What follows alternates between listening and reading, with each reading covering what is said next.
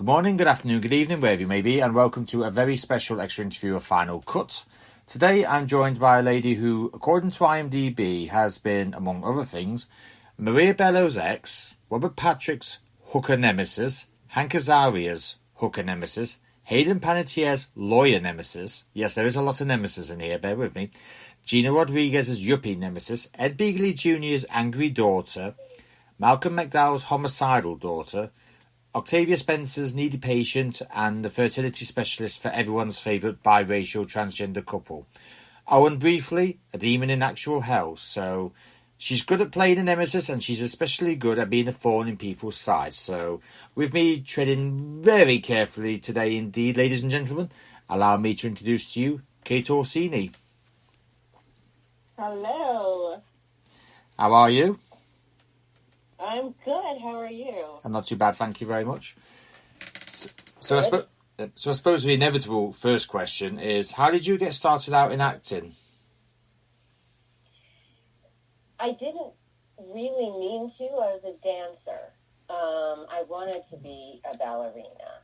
I wasn't quite necessarily built for professional all the way to ABT type of ballerina-ing. So I just settled on sort of, musical theater dance, and I kept getting hired to do shows, to dance on stage. And I learned that what was actually much more fun than the dancing and the torture of your body was, being the person in front, talking in between. And I realized that's sort of what I really, really wanted to do.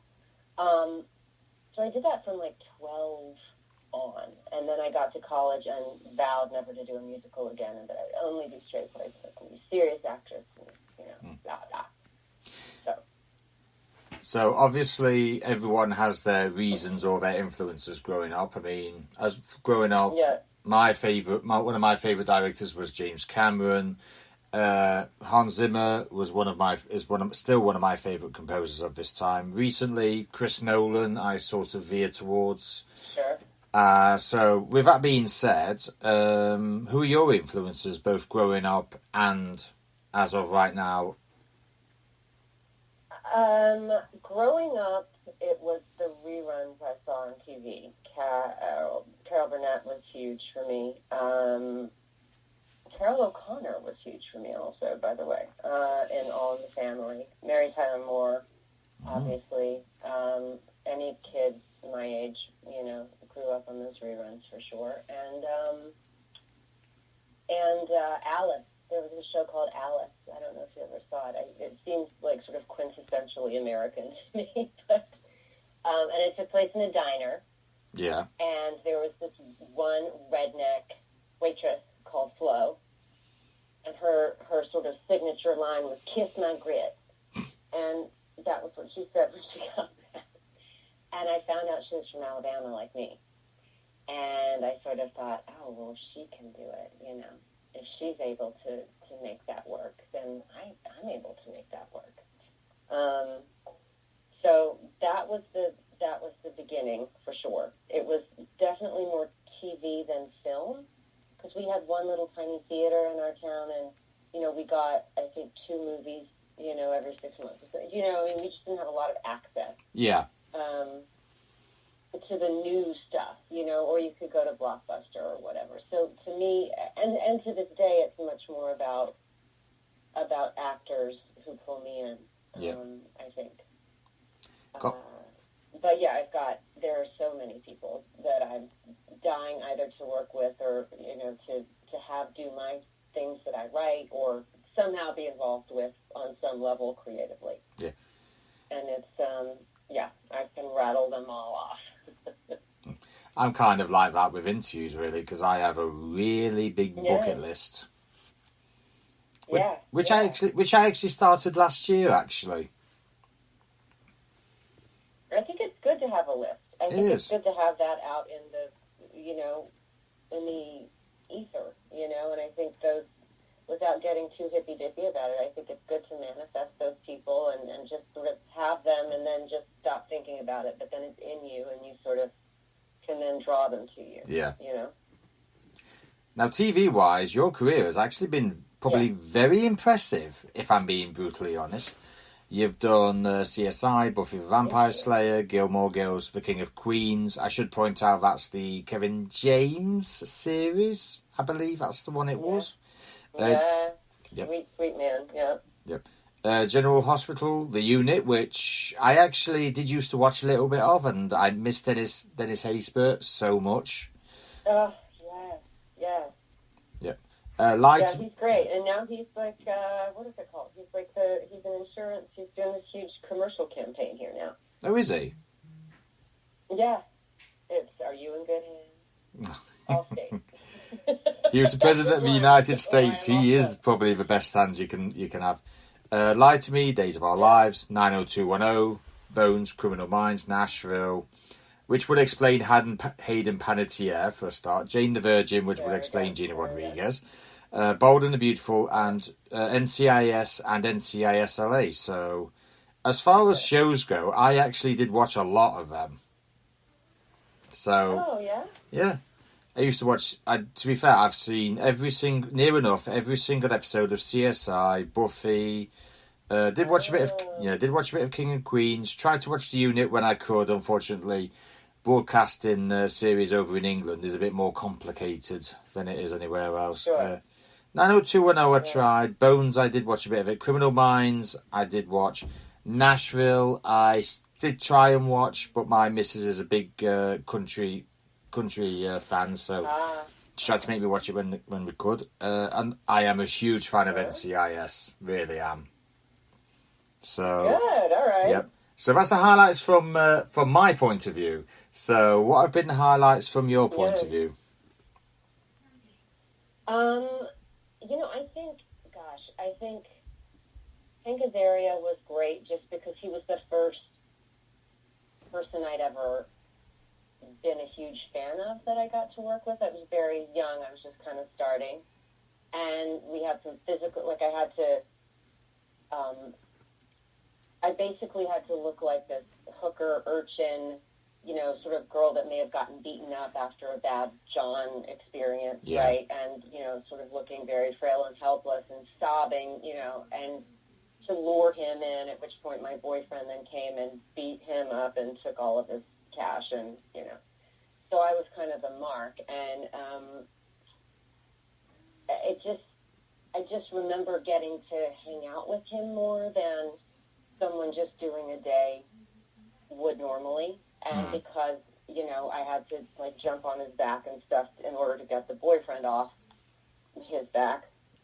There was some choreography to it as well, which was always sort of something I enjoy, and he was just charming and lovely, and I just always think it's so gracious when the regulars are kind, to those of us who are just there for a day or two or a week or two or a month or two, because it's their house and we're guests, and I just always am impressed by those people who are working 16-hour days and realize how lucky they are and realize that it's, it's on them to set the tone. Yeah. And I always appreciate it, and I always think, when I get my series, I'm going to be the coolest. My trailer's going to be the party trailer. Everybody's welcome, Steady supply of Prosecco and wine. That's right. That's exactly right. Yes. Yeah. NCIS LA, too, it has been a highlight, and I'm hoping to go back, just because they're such a family to each other and to everyone who walks through their door. I mean, I've never seen anyone not be treated beautifully there. And that's a testament to the people who created it and the leads, and it just trickles down, and just everyone seems happy to be there. They recognize their good fortune, and I think that's such a big part of it. Soaps are also that way, because soaps are such a long-haul job. So you get to have your kids, you get to put them in school, you don't have to uproot them ever. It's changed a lot, and the money's not what it used to be and all of that, but there's this normalcy to it. So you don't have to be this gypsy with a bag by the door, And I think they realize that, and those are always really fun sets to be on. So So in that intro, I described a few characters you've done. I say a few, more like many. Yeah. And and the sort of character you actually played. So I think we, as in me and everyone listening, will need some insight into some of them. Obviously, Hayden Panettiere obviously is was in Nashville, so obviously that's where that comes from. Yeah. Gina Rodriguez, obviously Jane the Virgin, but I think everyone else I might need a bit of help with. Sure. Gosh, Robert Patrick was lied to me. He was playing a kind of high level, I think, government official. It's been a really long time, and I was more of a high class escort in that particular. I see. Version. Or you know what? Maybe it was the unit. God, I think maybe it was the unit. Anyway, he was looking for a colonel who, allegedly had perpetrated this crime, and I just, stalled him long enough and he, was absolutely convinced that he was in my room, and I just kind of stood him down, and finally I decided to let him make a fool of himself and come into the room and discover that indeed there was no one there. But certainly made it very clear that he had been there, and that in fact my stalling him had been instrumental in making him miss him. So that was fun, and he was a very sweet man. Is, I'm sure, a very sweet man. That was fun. Who else is Octavia was lovely enough to do a movie that I wrote and was in, called Next of Kin. Yeah. Probably almost 15 years ago. And she wasn't the star that she is now, although we all knew that she would be. And I mean, we made that movie for nothing, and she came to play just because she liked the script, she liked the dialogue, and she too is from Alabama. So we had a nice chat about that, and she's fabulous. I discovered her on stage, and she was amazing. She's doing, 99-seat theater in L.A., just like trying to make it like everyone back then, So that was fun to be at the beginning of what was this meteoric thing that happened after for her. Mm. Let's see. I'm looking. I'm trying to see where you're reading. Who's other nemesis? There's we just talked about. Yeah, there's Robert Patrick, Octavia Spencer. I'm assuming Maria Bello is from NCIS, as in. Yeah. Robert Patrick, Hank Azaria, Hayden Panettiere, Gina Rodriguez, which was Ed Begley Jr.'s angry daughter. Same movie with Octavia. He played my father. Ed was going to possibly direct another movie of mine that I had written, and we had developed a bit of a friendship. He's a wonderful guy. And so we sent it to him and said, would you do us the biggest favor and play, my daughter? And he did it, which was lovely. So those were a couple of really fun days to have him around. All right, Malcolm McDowell. Such a huge... Sorry. Malcolm McDowell. Sorry about that. Yeah, homicidal daughter? Homicidal Daughter. This was a movie, this was like this, it's called Mississippi Murder. Mm-hmm. And it's a sort of like noir, kind of like Southern Gothic. Everything is very sort of 40s inspired. And nice. I play this girl called Lucy Moon, this woman, who is Malcolm McDowell's daughter, and I have my own huge art career. And you find out through the course of the story that I've come home to Mississippi, which is where we shot the movie, to have my work showcased at my best friend in the world gallery, to help her sort of launch her business. Yeah. And my son, who is 20 or 18 or something, is there, and you realize I had him when I was like 14. And then you realize that the father is my father. Ooh. Dun, dun, dun. Spoiler. That was a nice twist. Didn't see that coming at all. So so, I was mad at Dad. I bet you would be. Anybody would be. Yeah. So, there was a whole scene where he, has to try to talk me down while I've got a gun pointed at him. Yeah. And I'm just standing there going, seriously, I've got a gun pointed at the guy from Clockwork Orange. Like, this is not going to go well for me.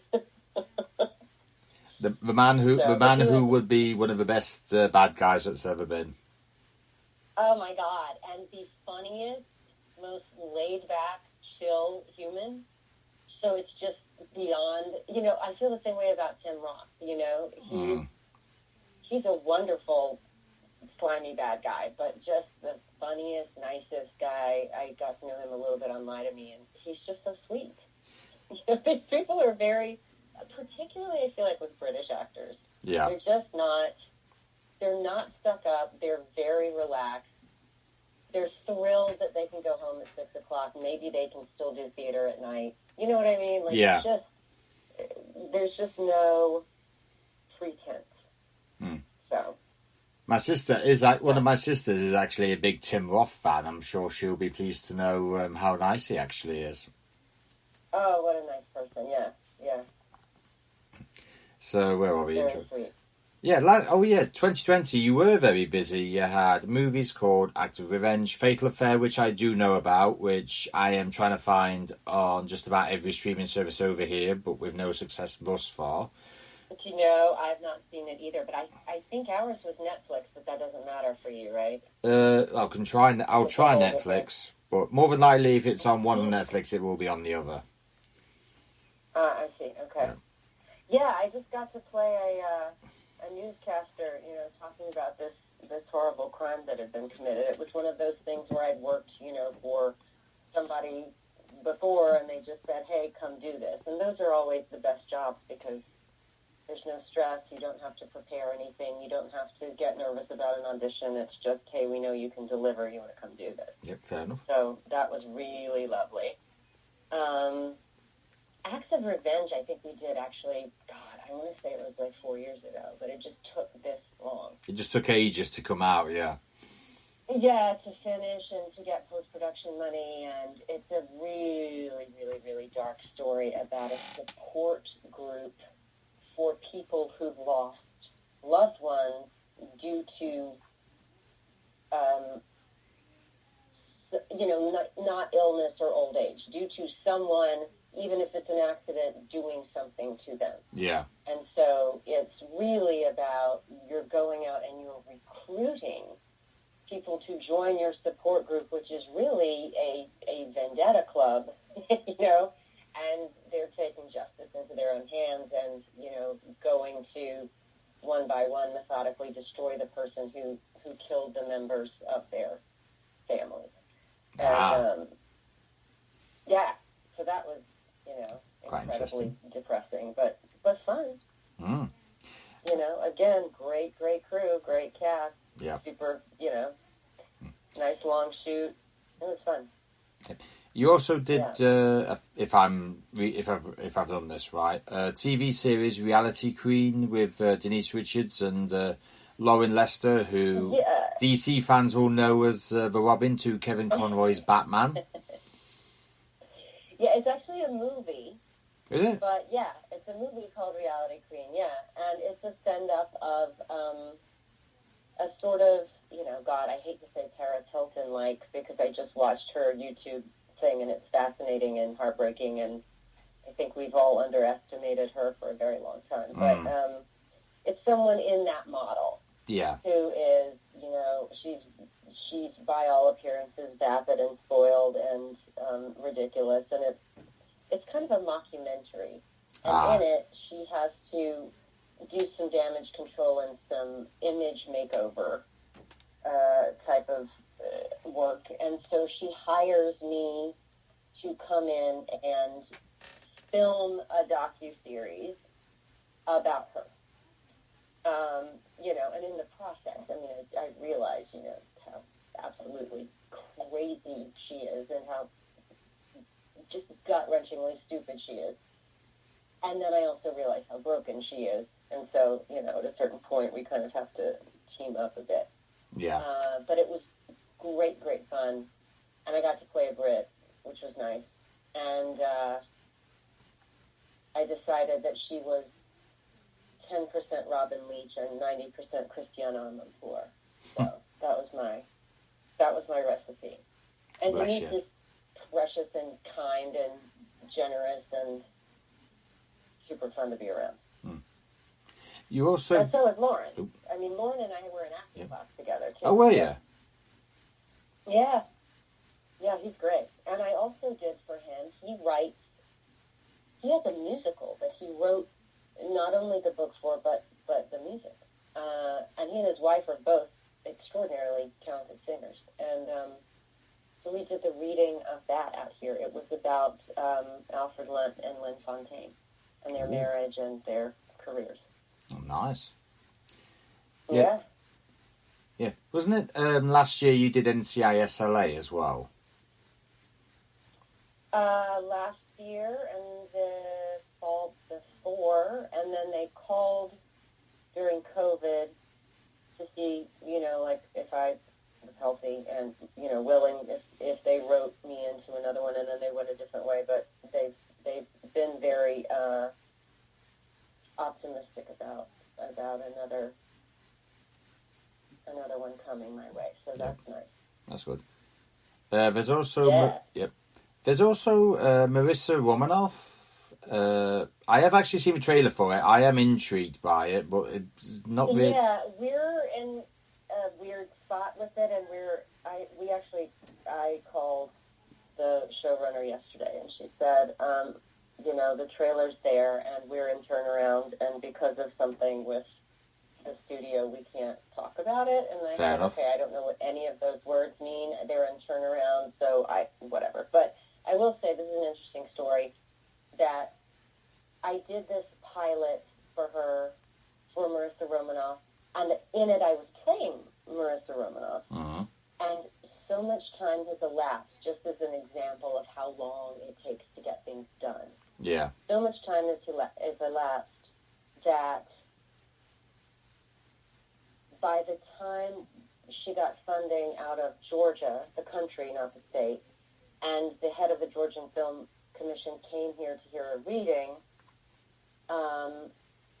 she said to me, he wants you to stay in the cast, but because of the subject matter of this, which is someone who was an orphan in 1995, a little child, obviously you have aged way out of that. Yeah.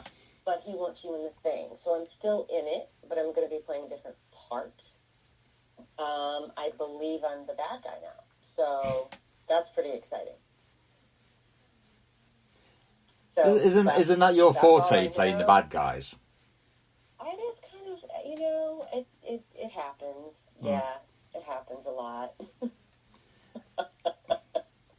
I was nice in all the NCISs, though. That's fair enough. I mean, I was always nice in those, and I was very nice on Bold and Beautiful, which is when I did all those episodes as the fertility specialist. I think I gave out great advice and a lot of good pep talks and was very friendly.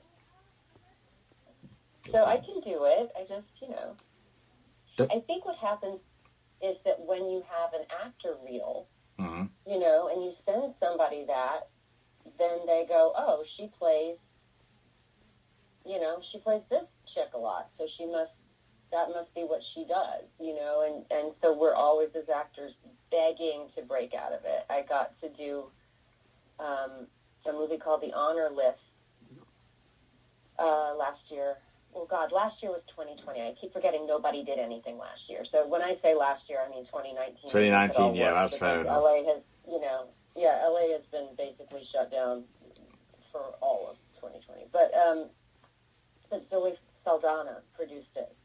And it was, female director, all female crew, and almost exclusively female cast, which was fantastic.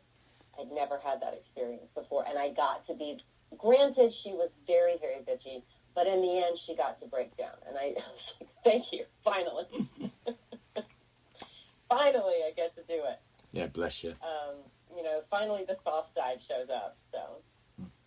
Now, you have actually starred in Yeah. you've starred in General Hospital. So, what is it actually like starring in a soap that's been going on, well, longer than I've been alive, basically? Right? Yes. No, I didn't do that many, actually. What happened on that was that I was the reader. I had been in a showcase, a workshop, where a casting director saw me, and he said, there's not a role right this second, but you're a really good actor. Would you ever be interested in coming in and reading opposite the men who are auditioning? Because this is a very important role. It's the lead guy role. He's a new series regular. And the casting director was a man, and he said, I just feel like there needs to be a female energy to get some of this out of these guys. And I know that you can handle the material. So I did. I went for 2 days and saw, God knows how many people, which was very, very instructive to me as an actor. I saw how actors can get in their own way. I saw how actors' fear could completely stun them. I saw how some really good actors weren't nice, and that turned people off. I mean, it was just very interesting. And I also saw the person that I thought was the best not get the job. So, but at the end, about, a month or two later, he called me up and he said, I've got a part now, and I'm going to just offer it to you because I've seen your work for all these hours and hours and hours. So I went to start, and I was going to be the new, say it with me, nemesis. And the guy who was British, who I was playing opposite, quit the show. Oh, God. like, I don't know, 2 weeks later, and I was only like 3 or 4 episodes in. And I thought this was going to be like the thing that broke me. It was going to be, it was the most episodes I'd ever had at that time. I was young, and, I hadn't worked that much. And so I thought, well, this is going to be the thing that catapults, because I can say it's a recurring guest star. So now I can get into that sort of land, he quit and he moved back to England. So thanks for that. But actually, it did help me get other work. So I have no complaints. Everything happens the way it's supposed to, except for COVID. There's always karma that comes around eventually. Yeah, for sure. Yeah. Absolutely. All right, then, since you've done 2 NCIS series, and I am a big NCIS fan, there are some questions I do need to ask you. I know, and you're going to be so mad at me. I never got to meet Mark Harmon. Oh, I didn't have anything with him. You didn't? I thought you did. Sorry. No. All right, then. I was in it, but I just, none of my scenes were with him. Yep. Although there is one question. Except for at the table read, yeah. Yep. Did he actually stand? You know how Gibbs stands behind someone when they're not expecting it? Did he actually try and do that with you? He never, ever did. Oh. He never did. I just saw him at the table read once, and he was very lovely. He went to every single new person and introduced himself by name, as if we don't all know who he is. Yeah. I thought that was so classy. He also has the dopest Airstream.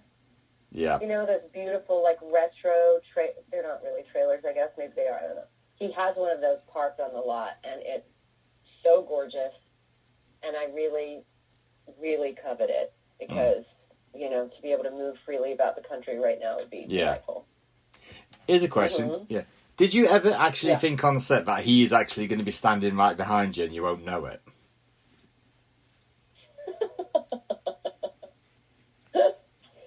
Never occurred to me. Really? I've been watching NCIS for about 15, however many seasons it has been, and I'd be like, God, if I was on set, I'd be watching my back every single second. I call it the Denozo effect. I think I was just so worried about getting all of my words out and, not freaking out in front of Maria Bello that I probably didn't have the presence of mind to think about it. Yeah. Oh, bless you. I think he was actually maybe off that whole week. I think the way that the episode was set up, he was on a fishing trip or something. Yeah. So he and 2 of the other guys were, we never were even there on the same day. I think they were shooting on location somewhere. Yeah. Okay. Now, I'm assuming, because obviously I don't think we've got the season of NCIS that you've just filmed yet, as in LA. Is LL Cool J as cool as his name suggests he is? He is fantastic. He's funny. He's so smart. He is an entrepreneur of just huge proportions. So in between takes and things, he's got other avenues, of commerce going on. Yeah. He's remarkably well-read. He's interested in everything. You know what I mean? And he and Chris both, they've been doing it for so long that it's not hard anymore for them. They learn the lines, but they don't have to create characters anymore. They live them. So it's just fun. And everybody that goes there is just completely happy. I will say that he made incredible amounts of fun of me for the way that I tried to run while holding a firearm. So, but it was not mean, it was funny. We were just like weeping with laughter at his attempt to imitate my run with gun. Yep. So, yeah. If I ever get him on here, I'll remind him that you said hello and her gun running has improved since she filmed with you. Yeah, totally. All right, then. You've done both series. So, from a guest point of view, what is the difference in feel of the series? I think NCIS, the original one, seemed to be a bit more. I wouldn't say serious, but it was a little more formal to me. But also the nature of what I was doing there, because there was suspense about why I was there. So it was that vibe was different. Yeah. And also, because I have been a wild fan of Maria Bello's for a long time, and we had a lot of one-on-one stuff, I think my fear of disappointing her and or myself was high enough that I wasn't in a space to enjoy as much. Oh. I enjoyed it. I loved the people, but they were all incredibly nice. But I just was on edge because of what I needed to do, and there was a lot. And with LA, it was a character actor, funny. She's a mess. She's just a giant mess. The first time she's so pregnant she can't even move. The second time we're, in their boathouse and I pull out a breast pump, and while I'm passing on information about the FBI, I'm pumping. So you just immediately that environment is funny. Immediately nobody can take any of it seriously. Yeah. And so it just was, just to get through the takes was, sort of a challenge. Also, I think it was the second one that I did, the second NCIS LA. There was like a homecoming for a British director you may know, Tony Warmby. Really big TV director, first in England and then here. And he had helped create the pilot. Oh, and nice. He had been away for a really long time. He hadn't come back to direct an episode in a long time. And so I got to be there when they all reconnected with him. So it was like old home week for the entire crew and cast. And I just lucked into being in that particular episode with him. And that was a real gift because he was fantastic. And listening to his stories was just fantastic. Yes. I wrote him a thank you note. Like, that's how much I loved him. Oh, bless you. That's a weird nice. thing to do. Yeah. Yeah. Although you say you were nervous about being in front of Maria Bella. I'm actually nervous before every interview still. And I've been doing this a while, so... You are? Yeah. Why? Always. That's so interesting. Okay. No, it's just how things have been for me.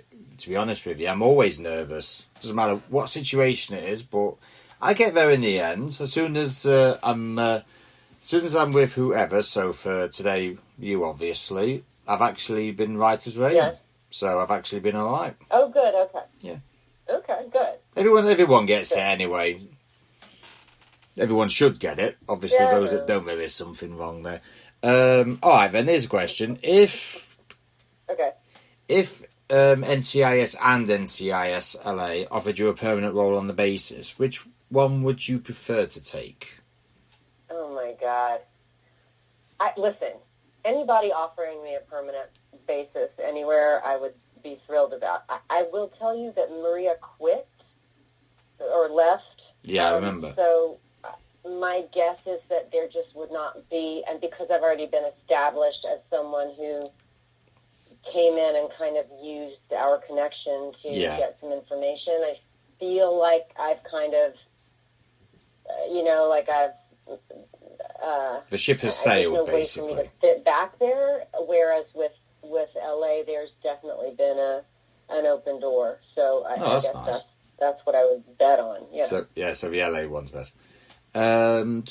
Just before we finish, have you got anything to promote or anything that you've got coming up that you can talk about that we haven't already discussed? Yeah. We've got, there are a couple of things. Right now I'm doing a Zoom episodic called the Corona Dialogues. And it's corona-dialogues.com. And we are, I think yesterday we shot our 29th episode. And I'm the lead in it. And my friend Dylan Brody, who's a brilliant writer, based it on a novel of his, as well as a collection of short stories. So that's based on sort of his family. I play his sister. He plays a fictionalized version of himself. It started as just a two-hander, and now we've started bringing guest stars in. Bonnie Hunt has joined us for a lot of them. She loves it. She's going to come on as producer. And Tova Feldschuh, I don't know if you know her, but she's brilliant. She played my mother. We've won a bunch of festivals, and it's just about two people in the business, who are just kind of trying to get through the day while stuck in their homes. I'm a very powerful showrunner of a series called Served Cold, and my brother, who's 15 years older, is a comic. Like, he goes on tour. He's a stand-up guy, so he's always broke, but he's really creating brilliance, and I'm very well off, but sometimes feel like a hack. So, and we've just really spent the last several months tailoring our show to what's going on in the world. So the first 5 were about what it was to be, in COVID. Then Black Lives Matter happened, and we did a whole, a 5-episode thing on race. And then we did a 5-episode thing on what my fictionalized show is and what we could do about diversity and inclusion and women's rights and black rights and all of that, and trans rights and all of that. And now we've kind of cycled back to our personal lives again. And so I'm very, very excited about that, because I'm also contributing to it as a writer, which is my other sort of side. So that's good. I'm doing a short called Blues and Grays in the fall, which is a very fascinating look at dementia, but through the mind of the person who's afflicted and not through the eyes of the people who are dealing with it. I have not seen that take before, so I absolutely said yes to that. And then there's a movie in the fall, a feature called The Chastines, which is a film about a band called Empire of Shit, who get back together 20 years later and go on a laundromat tour. That's the only venues they can get. And during their tour, these are like middle-aged people now, and they're still trying to live the life. And they go to some, really upscale town like Santa Barbara or somewhere on their tour. And I live there. And my name is PCP Ginger because of my club girl past. And I am the former lover of of the lead singer, so it's, it's their reunion while they're there on tour in their crappy van, and I'm now like a soccer mom with, Yeah. Lululemon on. So. Yeah. I'm sorry, can you just say that band name again? What? Can you just say that band name again? Oh, the band's name is Empire of Shit. Oh, God. The only thing I will say is I bet everyone listening is probably thinking of every single meme you can think of right now, saying, right. Exactly. Yeah. Exactly. But, the way I got that movie is I developed this same screenwriter's novel into a pilot. I wrote the pilot adaptation of his novel, and so we became friends. And so, it just, you get jobs in the most interesting ways, once you've been in it long enough to have met a lot of people, So that's going to be fun. And a short that I wrote just finished principal photography last week, and it's called Aftermath. Oh, nice. And it's a gay couple with the backdrop of 9/11, and it was commissioned for, the 20th anniversary of 9/11, which is upon us. Oh, it is, isn't it? Yeah, isn't that crazy? It is, actually. Yeah. So I'm doing a bit of all of it. And TV-wise, I'm up for a couple of things, but they've all been pushed, and so we don't really know anything yet. And it makes it really good that I do films and write films and do audiobooks and, Yeah. So it's great. Yeah. I was going to say, when I was doing my research, I was looking through IMDb, and it has actually put your trademarks as obsession with cats, accents, and impressions. That's true. Okay, That's true. Okay. What the obsession with cats? No, I mean, there is nothing that a cat cannot fix. I mean, my COVID masks have cats on them. And I have several, and they're different. The pen that I have on my desk is shaped like a cat. I have two friends with whom I communicate exclusively through cat memes. Yeah. I love them. I don't have one at the moment because the loss of the last one just was, I have PTSD from it. Like, I'm not the person who believes that you just replace an animal immediately. I believe that might be true with lovers, but absolutely not with animals. Yeah, understandable. So I'm still, Yeah. So I'm catless. I'm catless in Studio City at the moment. But, I've always been obsessed with them since I was a little child. And we always had multiple cats. Yeah. And I absolutely love them.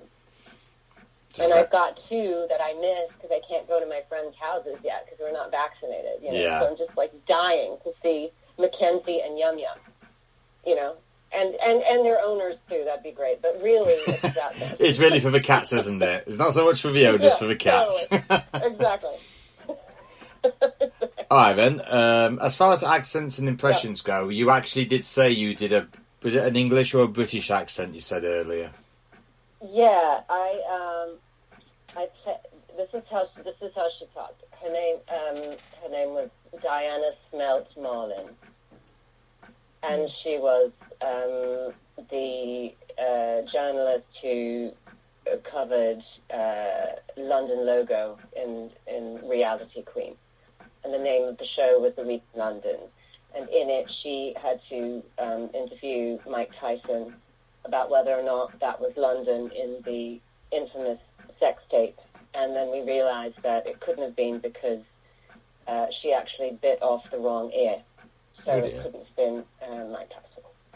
Nice. So that was my Diana Smelt Marlin, which is my favorite name ever to have played. I mean, come on. If it means anything, I think you spoke English better than a lot of English people actually do. Great. I'll take it from you. That's great. Now, what I've started doing for this year, for a change, is just having a look at people's Instagram, just to see what they like, see what stuff I can find, and I've actually found a fair bit. I've found promotional work. By the way, anyone who posts food on Insta instantly makes me hungry. It's just, unfortunately, I just love food. I just love food so much. That's my curse, unfortunately. Also, highlights of a week in London that you had when you recreated the Larry King show set. And what made me laugh was the cat version of Titanic. But I think that's a cat, isn't it? It's a cat version of Titanic, yep. That just made me laugh so much. Yes. First words out of my mouth was, who needs Leo and Kate? Right? Well, we need this Kate, but yeah. Yep. I agree. I mean, cats just, they just make everything better. They do, actually. They just really do. Yeah. Just briefly, what advice would you give someone, whether they're starting out in the business or they're a veteran and they've been going a fair while, let's say? Just what would your advice be? God. Well, the first thing is, if you can do anything else on earth and be happy, go do that. Because this is not always easy. It's not the easiest lifestyle. I mean, once you're working, it's the easiest thing on earth. To be taken care of and doing your favorite thing ever, and surrounded by people that are there to help you achieve whatever you want to achieve. But the interim can be really brutal. So do things that make yourself happy and figure out how to be fulfilled in the downtime. Because otherwise, your life will be empty. And that's a big danger, I think, that actors find. I think that's true no matter where you are in the business. Because even if you are a veteran and you've been doing it a long time and you work a lot, if that work stops, just even look at COVID.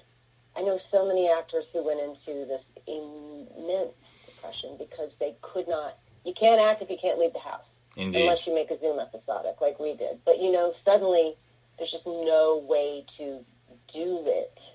Theaters are down. Sets were down for so long. They're just coming back some. And if you don't have something else that tells you who you are, you're not going to be happy.